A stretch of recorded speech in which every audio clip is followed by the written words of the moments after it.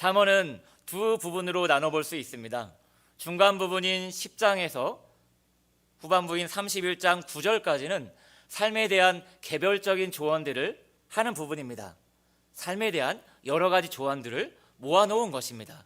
그래서 이 부분에는 스토리가 없습니다. 이야기가 없습니다. 그런데 1장에서부터 9장까지와 그리고 31장 중후반절에는 하나의 이야기가 담겨져 있습니다. 바로 이 이야기 안에 성공의 비밀이 숨겨져 있습니다. 오늘 말씀 시간에는 잠언에 숨겨져 있는 이 이야기를 전할 것입니다. 그래서 성도 여러분, 이 부분을 자세히 풀어내는 방식이 아니라 잠언의 전체적인 흐름을 전할 것입니다. 이것을 감안하시고 말씀에 집중해 주시길 바랍니다. 이 이야기의 시작은 이렇습니다. 잠언 1장 1절에서 6절 말씀을 한 번 더 함께 읽으시겠습니다. 다윗의 아들 이스라엘의 왕 솔로몬의 잠언이라. 이는 지혜와 훈계를 알게 하며 명철의 말씀을 깨닫게 하며 지혜롭게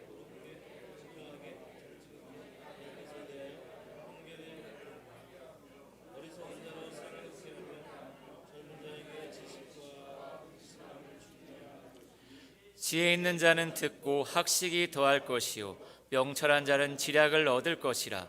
잠언과 비유와 지혜 있는 자의 말과 그 오묘한 말을 깨달으리라. 아멘.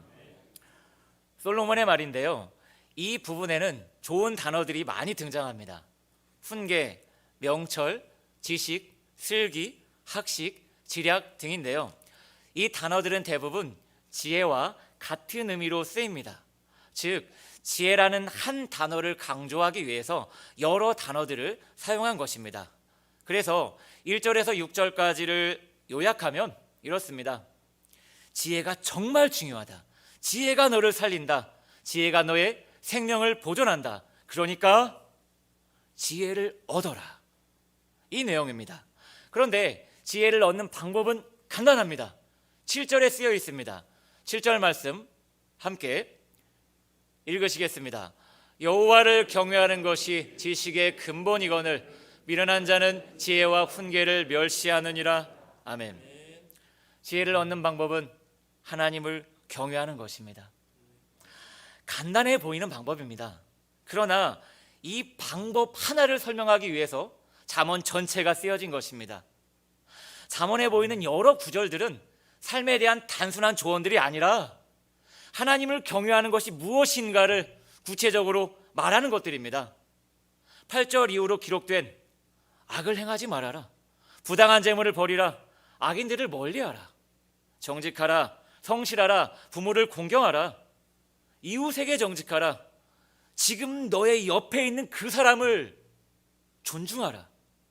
이 말씀들을 포함하여 잠언에 있는 모든 말씀들은 나의 삶을 조금 더 윤택하게 만드는 그런 조언 수준이 아니라 하나님을 경외하는 방법들을 기록한 것입니다. 세상에도 삶에 대한 조언을 기록한 책들이 엄청 많습니다. 그 중에 잠언도 끼어 있고 그렇지 않습니다. 잠언은 하나님 경외에 대한 책입니다.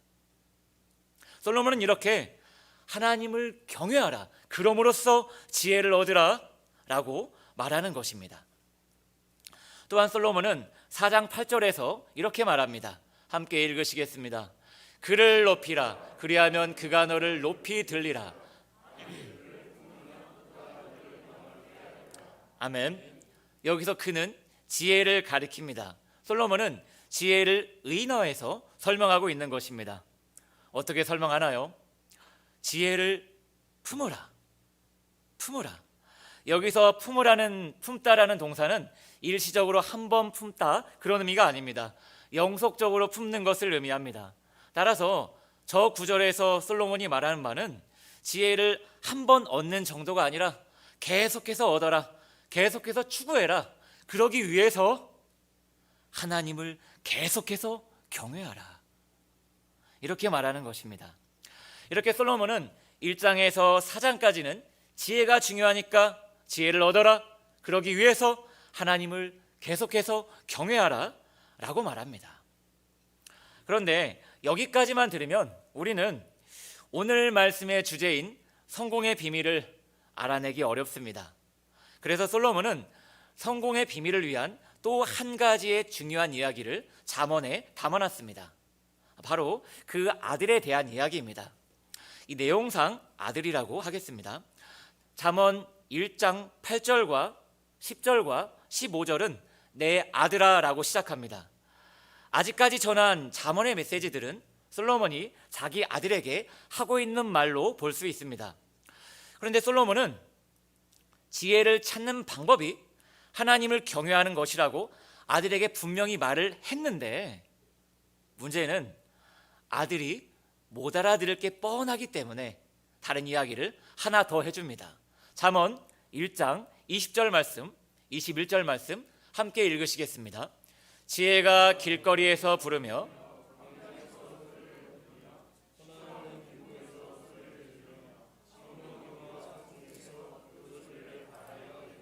아멘.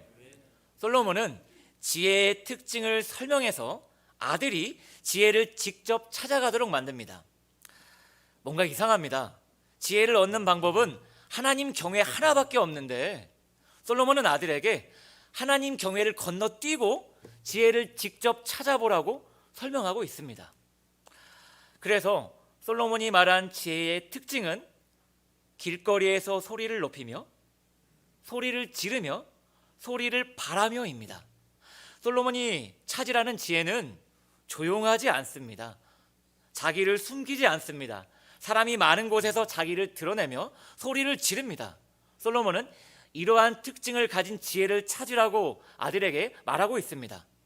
하나님 경외를 건너뛰고요. 그 후에 솔로몬은 잠언 5장에서 갑자기 음녀에 대해서 말합니다. 여기서 음녀는 가늠하는 여자나 매춘부 이런 개념이 아닙니다. 솔로몬이 말하는 음녀는 지혜와 반대되는 개념입니다. 지혜는 지혜를 얻은 자를 살리고 보호하고 지키고 영화롭게 해줍니다.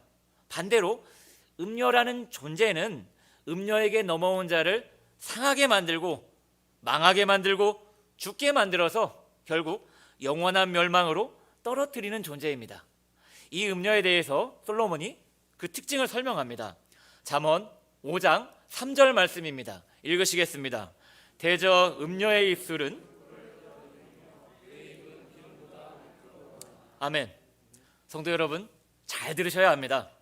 음녀는 음란한 말을 하지 않습니다. 진짜 음녀는 음란한 말을 하지 않습니다. 3절이 말하는 것처럼 진짜 음녀는 꿀처럼 달콤하고 따뜻한 말, 기름처럼 매끄럽고 논리적인 말을 합니다. 즉 음녀의 말은 매력적입니다. 그래서 듣는 자의 귀 속에 쏙쏙 들어갑니다. 그런데 이 음녀가 매력적인 말을 하는 목적이 무엇일까요? 잠언 5장 4절 5절 말씀 함께 읽으시겠습니다. 나중은 쑥같이 쓰고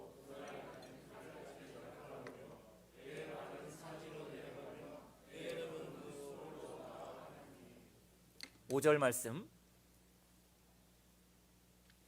네.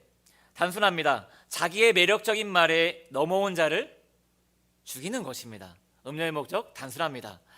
3절과 4절을 정리하자면 음녀는 음란해 보이지 않습니다. 음녀의 말은 굉장히 지적이고 고상하고 매력적입니다. 그러나 그 말을 듣는다면 죽습니다. 이어서 잠언 6장에서도 솔로몬은 아들에게 음녀에 대해서 아주 무섭게 경고합니다. 솔로몬은 말합니다. 많은 죄가 있지만 그 중에서도 음녀에게 빠지는 죄는 특히나 무섭다.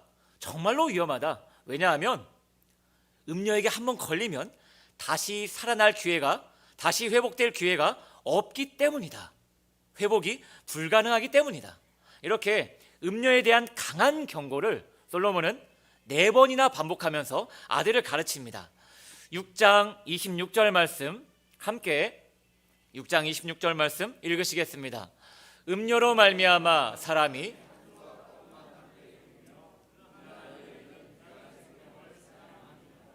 아멘. 의미는 이렇습니다. 매춘부에게는 돈을 지불해야 하지만 음녀에게는 너의 생명을 지불해야 한다. 즉 음녀에게 넘어가면 죽는다. 6장 28절 29절 말씀 함께 읽으시겠습니다. 사람이 숯불을 밟고서야 어찌 그의 발이 되지 아니하겠느냐.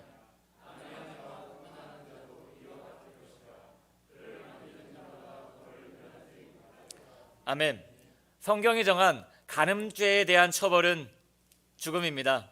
이 구절은 뜨거운 숯불을 맨발로 밟는다면 당연히 발이 데이는 것처럼 음녀에게 넘어가면 당연히 처벌을 받게 되는데 그 처벌은 죽음이다. 즉 음녀에게 넘어가면 죽는다.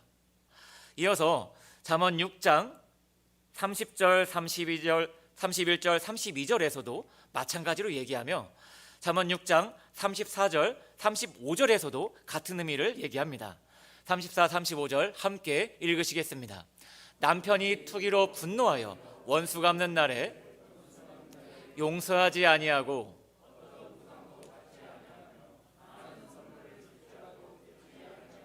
아멘. 이 구절이 말하는 원수 갚는 날은 법정에 세우는 날을 의미합니다.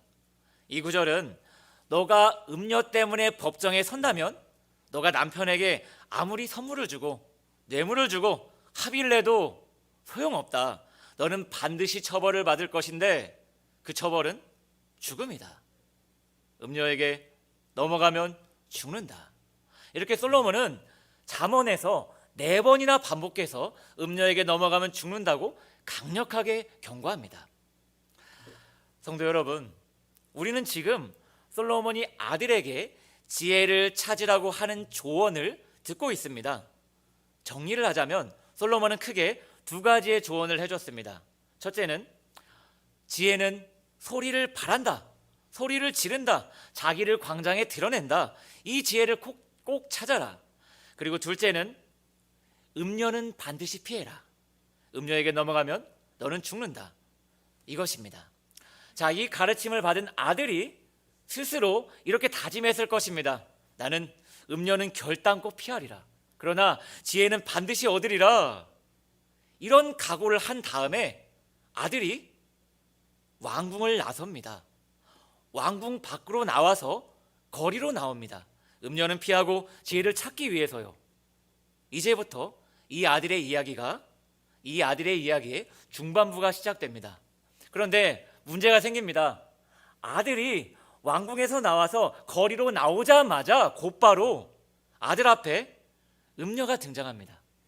그런데 놀라운 점은 이 아들은 음녀에 대해서 솔로몬의 1:1 과외를 받았는데도 음녀를 만나자마자 넘어갑니다. 잘 기억하십시오. 아들은 음녀를 만나자마자 넘어갑니다. 이에 대한 이야기는 이렇습니다. 잠언 7장 10절 말씀 읽으시겠습니다. 그때 기생의 옷을 입은 간교한 여인이 아멘. 솔로몬은 분명 아들을 가르쳤습니다. 음녀가 매력적이라고 알려줬습니다. 음란하지 않고 지적이고 고상하다고 가르쳐줬습니다. 그런데 아들이 만난 이 여인은 기생의 옷을 입고 간교합니다. 즉 아버지가 말한 음녀와는 다른 모습을 하고 있습니다. 또한 11절 말씀 함께 읽으시겠습니다. 이 여인은 떠들며 완악하며 그의 발이 아멘. 이 여인은 떠들고 완악합니다. 발이 집에 머물지 않을 정도로 여기저기 다니기 바쁩니다. 즉 아버지가 경고했던 지적이고 꿀처럼 달콤한 그 음녀와는 전혀 다릅니다. 그래서 아들은 자기 앞에 있는 여인이 아버지가 말한 음녀가 아닐 거라는 생각을 하게 됩니다. 또한 12절 말씀 함께 읽으시겠습니다. 어떤 때에는 거리, 어떤 때에는 광장. 아멘. 지금 이 여인은 광장에 서 있습니다. 그런데 광장은 누가 자기를 드러내는 자리죠?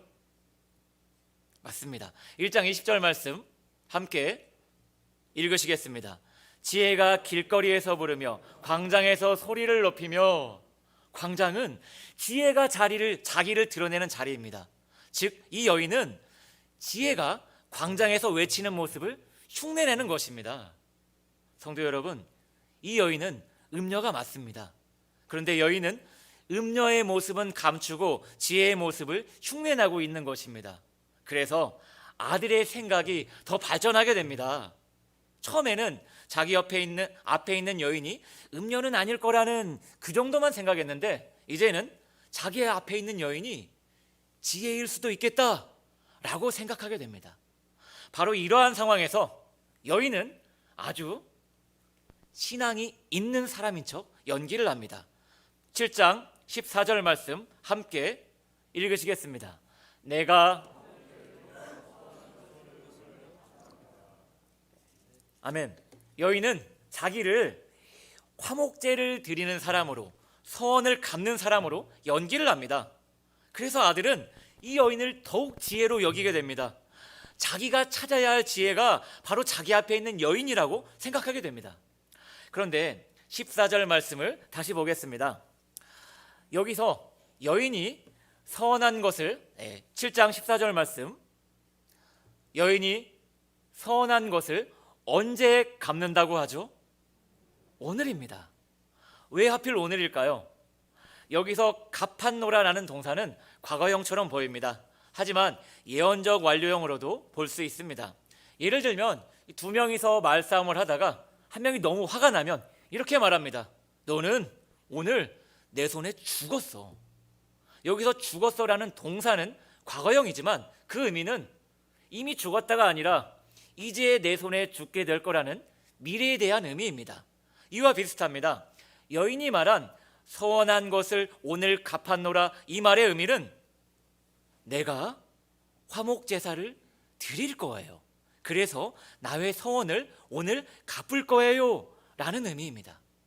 그런데 화목제사에는 제물이 필요합니다. 그렇다면 이 간교한 여인이 제사에 어떤 제물을 사용할까요? 맞습니다. 이 여인 앞에 서 있는 솔로몬의 아들이 제물입니다. 14절을 통해서 여인이 하고 있는 말은 이렇습니다.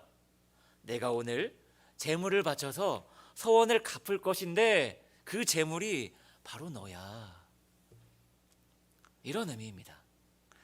이런 내용을 통해서 알 수 있듯이 음녀는 굉장히 무섭고 치밀하고 간교합니다.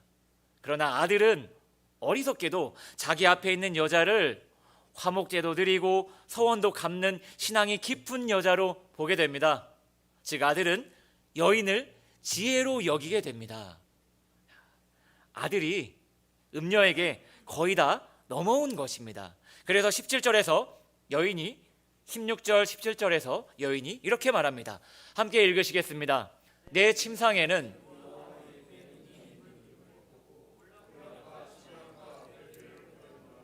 아멘. 언뜻 보면 여인이 아들을 유혹하는 말처럼 보입니다. 그런데 여기서 쓰인 모략과 침향과 계피는 일단은 최고급 향수입니다. 그러나 음녀가 솔로몬의 아들을 유혹하기 위해서 자기 침대에 향수를 뿌려놨다고 말하는 것처럼 보이는데, 저 세 가지는 향수이기도 하지만 동시에 아시는 것처럼 장례용품입니다. 즉 음녀의 말은 이렇습니다. 내가 내 침실에 몰약과 침향과 계피를 준비했으니 나와 함께 가시지요. 그러면 내가 당신을 죽인 후에 장례를 잘 치러드릴게요. 정말로 무서운 여인입니다. 여기까지 말한 여인이 아들을 완전히 넘어오게 만들려고 19절에서 한마디를 더 붙입니다. 19절 20절 말씀 읽으시겠습니다. 남편은 집을 떠나 먼 길을 갔는데 아멘. 여인은 이제 가장 중요한 남편 이야기를 합니다. 그런데 이 남편에 대해서 솔로몬이 아들에게 이미 언급을 했었습니다. 아들아, 너가 만약 간음죄를 저지르면 남편에게 선물을 줘도 뇌물을 줘도 합의를 해도 용서하지 않을 것이다 라고요. 그런데 이 여인은 아들이 남편에 대한 솔로몬의 가르침을 생각하지 못하도록 다음과 같이 말하는 것입니다. 내 남편은 돈을 두둑히 가지고 아주 멀리 갔으니 보름날에라 올 거예요. 그러니까 내 남편은 걱정 마세요. 이 말까지 들은 아들의 상태가 어떻게 되었을까요? 잠언 7장 22절 23절 말씀 읽으시겠습니다. 젊은이가 곧 그를 따랐으니 소가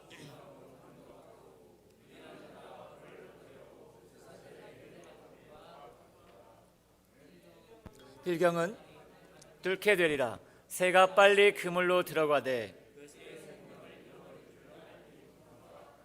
아멘.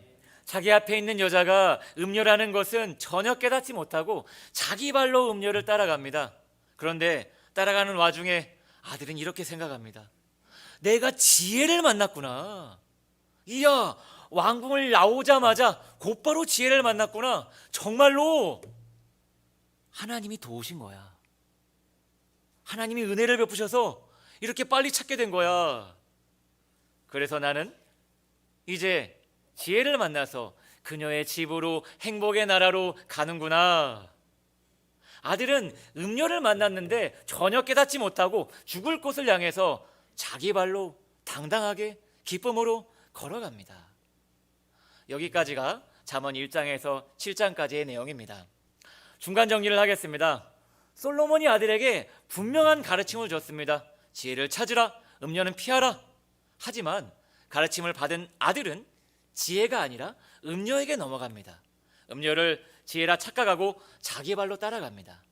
즉 잠언 1장에서 7장까지가 말하는 내용은 아들의 분별력의 한계입니다. 이것은 아들의 한계성, 곧 우리들의 한계성을 말하는 것입니다. 고린도전서 10장 12절 말씀 읽으시겠습니다. 그런즉 아멘. 귀하신 성도 여러분, 자기 자신에 대한 신뢰를 버리십시오. 나는 다르다. 나는 깨어있다. 나는 올바르다. 나는 지혜롭다. 이런 생각에서 속히 벗어나십시오. 우리도 솔로몬의 아들처럼 분별력의 한계가 분명합니다. 지금까지의 이야기는 사람이 지혜를 찾아 나서면 곧바로 음료를 만나게 되며 그 음료를 분별하지 못하고 넘어가서 생명을 잃게 된다, 이런 이야기입니다. 자, 이제 8장으로 넘어가면 지혜가 직접 등장합니다. 8장 23절 말씀 함께 읽으시겠습니다. 만세 전부터 태초부터. 아멘. 지혜라는 존재는 이미 있었습니다. 그리고 30절 말씀 읽으시겠습니다. 30절 말씀 제가 읽겠습니다. 내가 그의 곁에 있어서 창조자가 되어 날마다 그의 기뻐하신 바가 되었으며 항상 그 앞에서 즐거워하였으며. 아멘. 그 지혜는 창조주입니다. 하나님과 같은 존재입니다. 이 지혜가 바로 예수님이십니다. 35절 말씀 함께 읽으시겠습니다. 대저 나를 얻는 자는 생명을 얻고 여호와께 은총을 얻을 것임이니라. 아멘. 이 지혜를, 이 예수님을 얻으라고 잠언은 강조합니다. 자, 그런데요, 지혜를 얻는 방법이 무엇인가요? 솔로몬의 아들의 이야기를 통해서 들은 것처럼 내가 지혜를 직접 찾아 나서면 나는 음녀를 만나서 망합니다. 기억하십시오. 내가 직접 찾아 나서면 나는 망합니다. 그러나 설교 초반에 했던 이야기를 기억하십시오. 지혜를 얻는 방법은 하나뿐입니다. 무엇입니까? 잠언 1장 7절 말씀 함께 읽으시겠습니다. 여호와를 경외하는 것이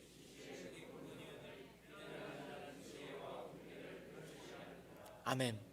하나님을 경외하는 자가 지혜를 얻습니다. 하나님을 경외하는 자에게 지혜가 찾아옵니다. 성도 여러분, 이제 잠언의 중반부를 정리하겠습니다. 만약에 내가 지혜를 찾아 나서면 나는 반드시 음료를 만나서 죽게 됩니다. 하지만 내가 하나님을 경외하며 산다면 지혜는 알아서 찾아옵니다. 이것이 바로 잠언의 주제입니다. 한 번 더 말씀드리겠습니다. 내가 지혜를 얻으려 힘쓰고 지혜를 만나려 열심을 낸다면 나는 반드시 지혜가 아니라 음료를 만나서 망할 것입니다. 하지만 내가 하나님을 경외한다면, 하나님 경외의 삶을 산다면 지혜는 자연스럽게 얻게 될 것입니다. 이것이 잠언에 담긴 성공의 비밀입니다.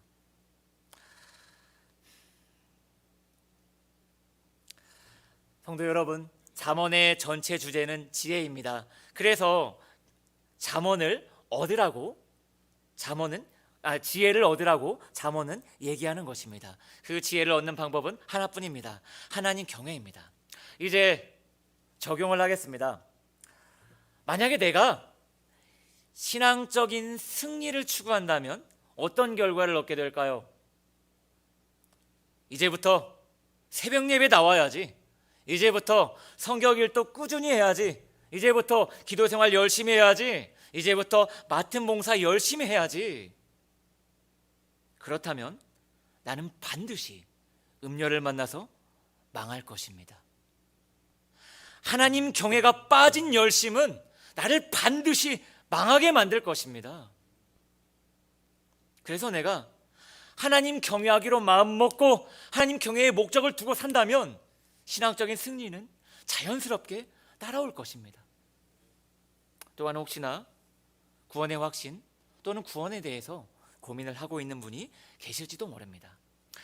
만약에 내가 영생의 비밀을 알기 위해서, 천국 가는 비결을 알기 위해서, 구원의 확신을 얻기 위해서 모든 노력을 기울인다면 어떤 결과를 얻을까요? 일시적으로는 만족을 얻을 수 있을 것입니다. 그러나 반드시 음료를 만나서 망할 것입니다. 하지만 내가 하나님을 경외하며 산다면 구원의 기쁨과 구원의 확신은, 영생의 확신은 자연스럽게 나에게 넘쳐나게 될 것입니다. 그렇다면 예배는 어떨까요? 내가 예배를 잘 드리겠다고 결단하고 준비하고 애를 써도 정작 나에게 하나님 경외가 없다면 나는 이미 음료를 만나서 망할 길을 걸어가고 있는 것입니다. 그러나 내가 하나님 경외의 삶에 나의 인생을 걸고 있다면 나의 모든 예배는 하나님 앞에서 이미 성공한 것입니다. 성도 여러분, 하나님 경외가 빠진 노력들은 나를 망하게 만듭니다. 우리에게는 이러한 경험들이 있습니다. 내가 오늘부터 주를 위해서 살겠어. 나 이제부터 죄를 끊겠어. 나 앞으로 말씀과 기도에 올인할 거야. 전도하며 살 거야. 사랑하며 살 거야. 거룩하게 살 거야. 이런 결단을 하지만 우리는 곧바로 실패합니다. 정말로 마음은 진심인데, 정말로 사랑하고 싶은데 오히려 지체에게 상처를 줍니다. 정말 주를 위해 살고 싶은데 오히려 주의 일을 망치고 주님의 공동체를 아프게 만듭니다. 왜죠? 이유가 무엇이죠? 하나님 경외를 제쳐놓았다면, 하나님을 나의 주인으로 모시지 못하고 있다면 나의 모든 결단들, 나의 모든 노력들, 그 모든 것들이 나를 반드시 음료에게로 이끌기 때문입니다. 성도 여러분, 하나님 경외, 그것만이 우리의 답입니다. 하나님 경외만이 우리의 살 길입니다. 성도 여러분, 하나님의 백성인 우리에게 가장 좋은 것이 하나님 경외입니다. 우리에게 가장 보배롭고 가장 가치 있고 가장 영광스러운 것은 하나님을 경외하며 사는 삶 그 자체입니다. 하나님 경외의 삶이 우리의 자랑이며 우리의 명예이며 우리의 신자된 영광입니다. 성도 여러분, 물론 우리가 지금까지 살아온 것 모두 다 하나님의 은혜입니다. 우리는 앞으로도 하나님의 은혜 속에서 살아갑니다. 반드시 기억하십시오. 우리는 하나님의 은혜에서 벗어날래야 벗어날 수 없는 존재들입니다. 왜냐하면 예수님 때문에요. 예수님이 2000년 전에 행하신 그 일 때문에 우리는 하나님에게서 벗어날 수 없는 존재들입니다. 그렇다면 은혜 안에 있는 우리가 추구해야 할 최고의 은혜는 무엇일까요? 우리가 사모하고 또 사모해야 할 가장 귀한 은혜, 가장 값진 은혜, 진짜 은혜 무엇일까요? 그 은혜는 내가 하나님을 경외하며 살게 되는 은혜, 그 은혜입니다. 하나님, 나를 내버려 두지 마시고 나를 더 붙잡으시고 나에게 더 말씀 주시고 나의 일상에 더 간섭하셔서 나에게 하나님 경외를 가르쳐 주십시오.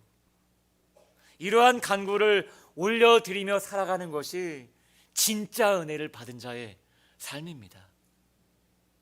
성도 여러분, 라이언 일병 구하기라는 전쟁 영화가 있습니다.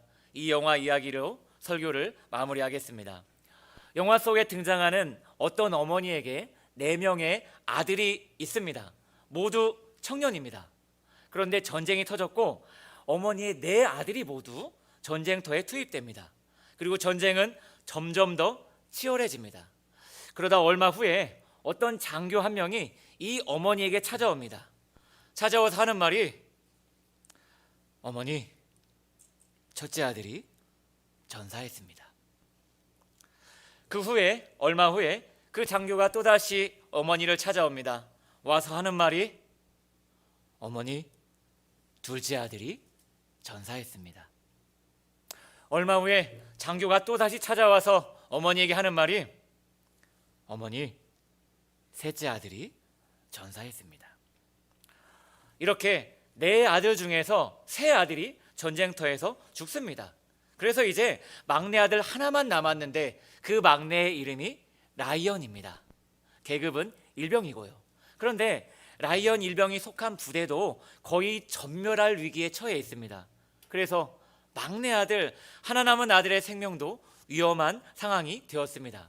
이 소식이 군부대에 알려졌고 나라에도 알려지게 됩니다. 그래서 이 마지막 아들을 구하기 위해서 특수부대 병사 8명이 전쟁터에 투입됩니다. 그리고 작전이 진행되었고 투입된 8명 모두가 전사합니다. 대신에 라이언 일병 1명은 구출됩니다. 8명이 희생해서 1명이 구출됩니다.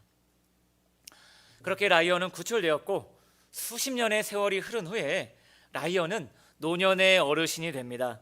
그리고 그가 묘지를 찾아갑니다. 누구의 묘지를 찾아갈까요? 자기를 구하고 죽었던 8명의 병사의 묘지입니다. 그곳에서 라이언 어르신이 묘비에 대고 이렇게 말합니다. 저는 당신들이 구출할 만한 인생을 살았습니까? 당신들이 목숨을 버려서까지 구출할 만한 삶을 제가 살았습니까? 라고요. 성도 여러분, 이제 우리 차례입니다. 우리는 어떻습니까? 오직 은혜로 구원을 받으신 성도 여러분, 마음속으로 조용히 예수님께 물어보십시오. 마음속으로 제가 하는 말을 따라해 보십시오. 예수님, 저는 주님께서 구원해 주실 만한 삶을 살아왔습니까? 예수님, 저는 주님이 목숨을 버려서까지 구원해 주실 만한 삶을 지금 살고 있습니까?